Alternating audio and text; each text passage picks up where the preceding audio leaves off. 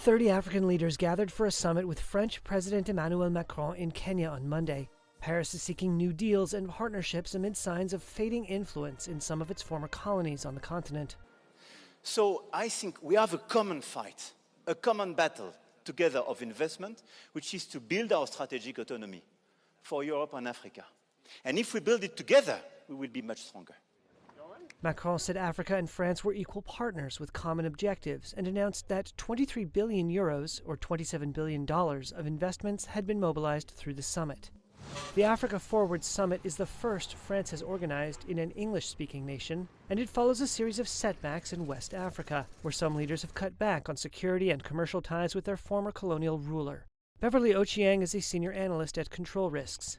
It does feel like a rebranding of how France is positioning itself on the continent. So it's moving away from some of its former colonial powers, security partners, towards countries where it has more of a different footprint, and trying to expand and diversify, just the same as its former allies as expanding and diversifying. France has traditionally held its closest African ties in its former colonies in the west and center of the continent, but is confronting rising anti-French sentiment.